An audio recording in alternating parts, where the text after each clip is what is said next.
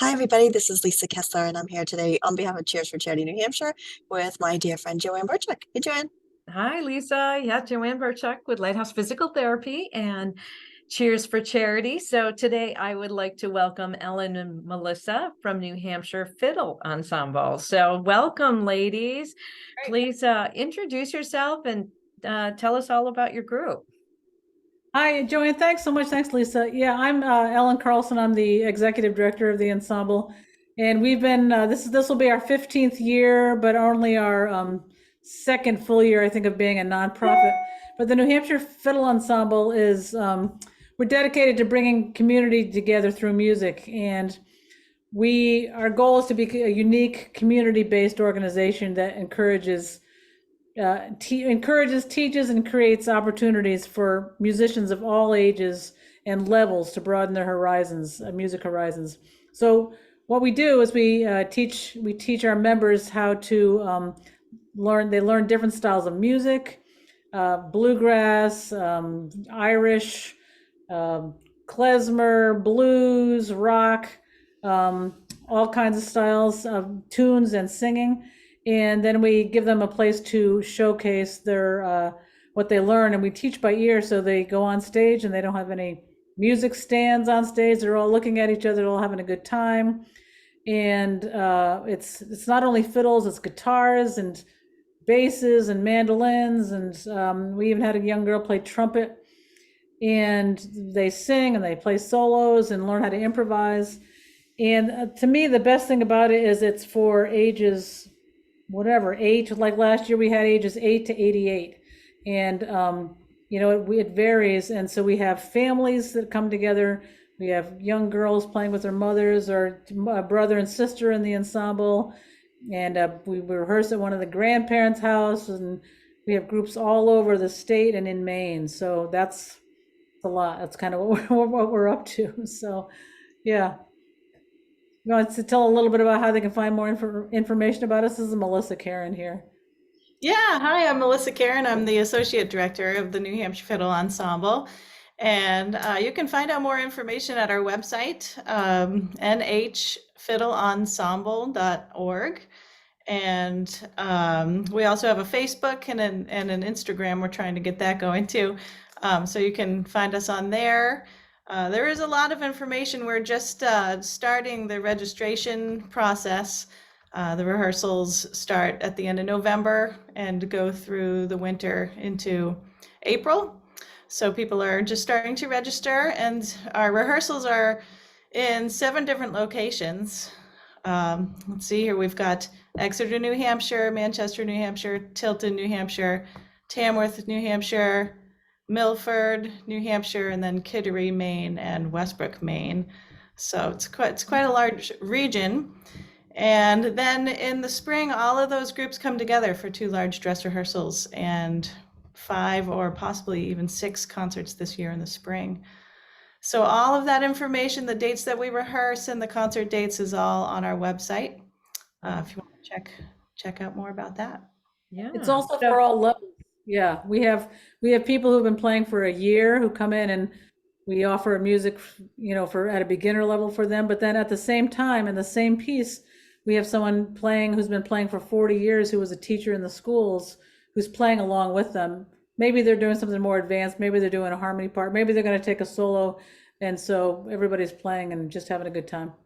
Oh, that's great. Yeah, that was actually the question I was just going to ask you, is what levels of musicality does somebody need to come and play with you guys? So just to back up a little bit, tell us a little bit about how did you get started? What was the brainchild behind this, and how did you get such a large community? I mean, 7 different areas is a lot to coordinate, and yeah, just a little more background would be great to hear.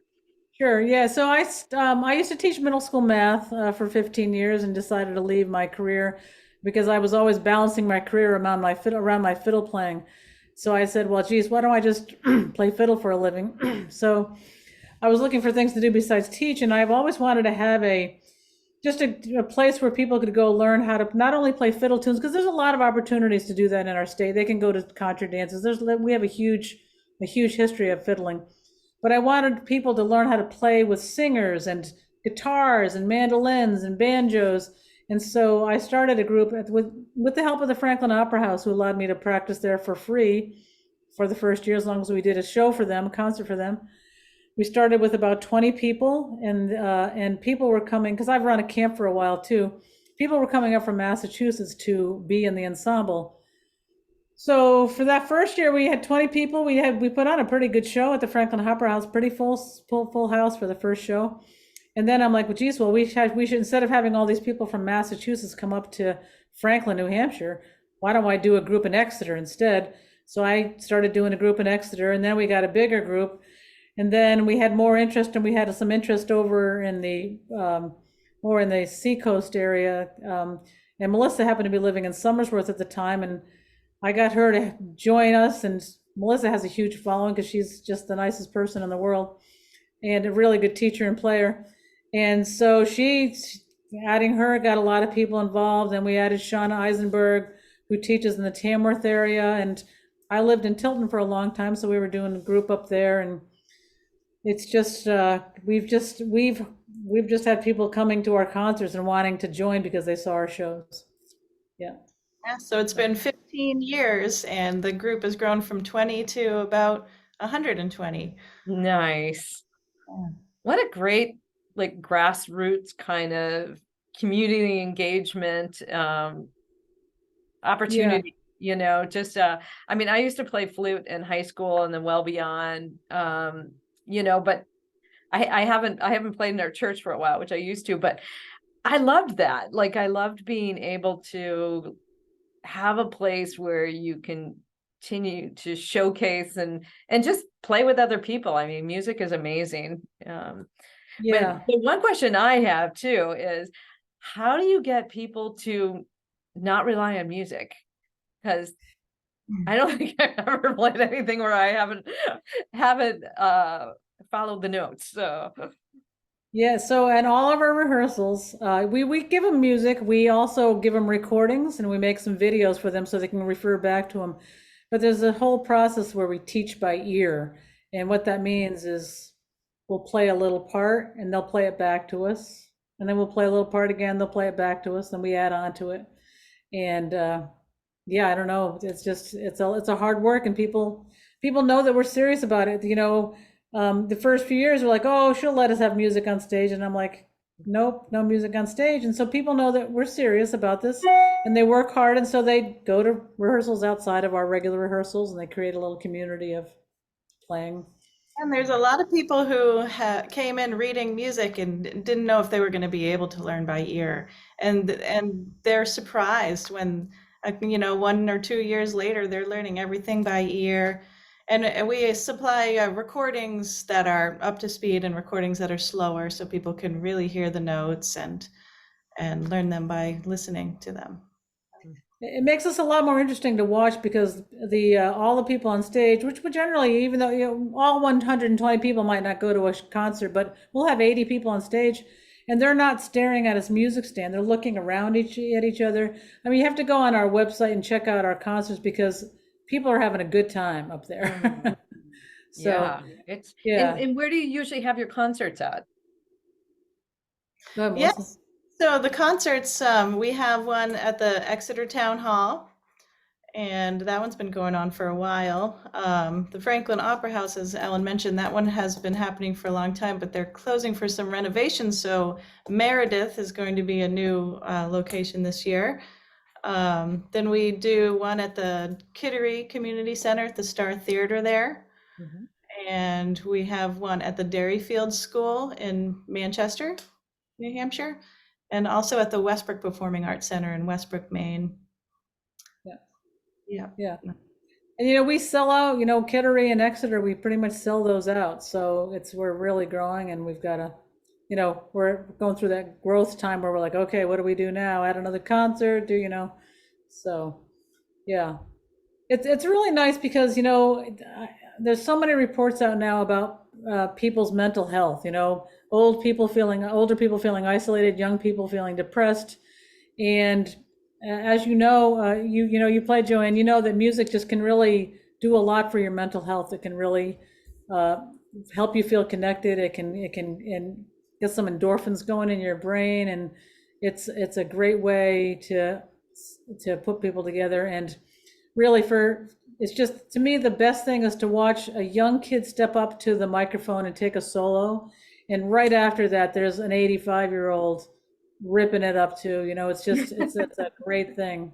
Yeah. And then we had one year, we had a young girl, we had to put her on a box so they could both be at the same height in the microphone, but a young girl standing next to an older woman, and singing together, singing an Irish drinking song. It was awesome. Yeah. So we have a good time.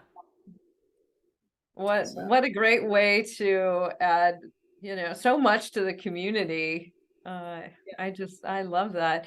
What kind of needs do you guys have? You're a nonprofit. I'm not sure if the spaces that you rehearse at are donated spaces, or how do you maintain the financial part of it, I guess? Yeah, right. It's a good question. I mean, we just became a nonprofit a few years ago because we wanted to become a little bit more sustainable, and because pretty much Melissa and I have been doing a lot of this work for many years for not a lot of pay. So, but also we don't we pay for our rehearsal space. We pay for even the concert space when we put the concerts on our own now. And we also try to work with other nonprofits like the New Hampshire Children's Trust. We've been partnering with them for a while because it gives them exposure. They can have some exposure at our concerts to people that they wouldn't normally have exposure to. And they come and they set up a booth. We talk about them. It's a nice pairing for us. We've paired with other organizations in the past, the Women's Aid and the Westbrook Food Pantry. Is that what? I forget what it was called up there, Melissa. Yeah, Wayside, yeah. And so we try to offer that to other nonprofits. So with all that we're doing, we're putting on our own shows. We are trying to get our budget so that we are actually trying to look good, with not just relying on complete volunteers. And so it's a process, it's a big process, and we're in the beginning stages of that right now, and yeah, we could always use money to help us so that we charge people to come into the ensemble, but we don't want to charge a lot of money. We want to be open to everybody, but the only way we can do it right now is to charge people. Yeah. And we offer scholarships, and we also want to we have what's called the Acoustic Roots program, which is for kids, to get just kids together also. And we want to get those kids out there. We want to expand our program to private teachers and stuff. And we just, at this point, we have to get some funding to do that. Mm-hmm. Do you have any other fundraisers to try to raise money for the organization? Yeah, well, the only one that we do right now, I mean, we fundraise a little bit through our own emails, but we do the New Hampshire Gives, which we do pretty well with that because that's our big one, and we get a lot of support through that. And we seek out sponsorships for our concerts. And again, we're a new organization. We're not the best at doing that right now. We're getting better, and it would be great if we could find some organizations to be sponsors of our concerts. You get a lot of publicity from it because we have a lot of people at the shows. We have a lot of extended family out there, and it's just a win-win all around for everybody. So that's where we're at right now. Mm-hmm. Even though we've been around for 15 years, we're still like a new organization because we're a new nonprofit, and we're really starting to look at the business end of things and say, we got to make this sustaining. We got to make this work because people are loving it, but we got to really make it work. We got to be serious about this. Yeah. Yeah. Well, it sounds like it had started organically and is just kind of evolved over time. And now you've grown to the point where putting some things in place it's that time. So yeah, that's awesome. Right. Yeah, if anyone's interested in donating or becoming a sponsor, we have a page on our website for that where we can find out more information and be in touch with us. That'd be great. That'd be wonderful. Yeah.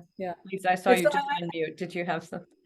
Yeah. Yeah, I just think this is such a cool thing, and I kind of am glad. I am glad that we're talking about it only because I've never heard of anything like this. Like, what a great opportunity for people to get together, and it sounds like it's such a you can just feel like it's got a cool vibe, right? Like it's Yeah. welcoming for everybody. It's not overwhelming. It's not high pressure. It's just a Yeah. place to build community and share the love of music.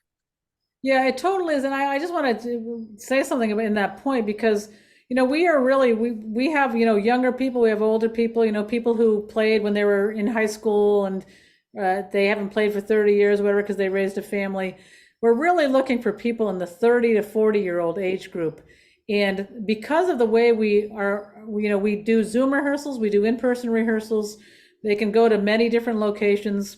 And they can, if they miss a rehearsal, it's not a huge deal. We offer so much of the information online that they can learn on their own. So it's really perfect for people that age group who have young kids. We have a few people who say, we've got to get the word out about this because this is a great thing for me to do. I can still be there for my kids. If one of them's sick, all right, and I miss a rehearsal, no big deal. But I can still get to the concerts and pick which concerts I want to go to. I don't have to go to them all. I can go to one or I can go to none. So it's pretty laid back. And so it's really flexible and definitely a community fun thing to do. There's not pressure here. So yeah, it's important to us. And the other thing I want to say is people who've never heard of us, you just have to go online and you have to look at a video of us because people do not understand, even people in the ensemble, they come to rehearsal after rehearsal after rehearsal in their first year, and they do not understand what we are about until they go to a concert and see how this all comes together. And it's amazing. We sound good. And we're fun. And we have jokes. We have kids hula hooping while they're playing the fiddle. We're not just playing some music, because we're really having a good time. So That's awesome. Yes, so good. So we're so grateful that you took some time to spend with us today and to give us this wonderful overview of your organization and all the good things that you're up to. And we look forward to following along with that. Thank you so much. yeah, thanks, Liz and Joanne. Really appreciate you doing this. It's a great thing you guys do. Yeah, our pleasure. Yeah.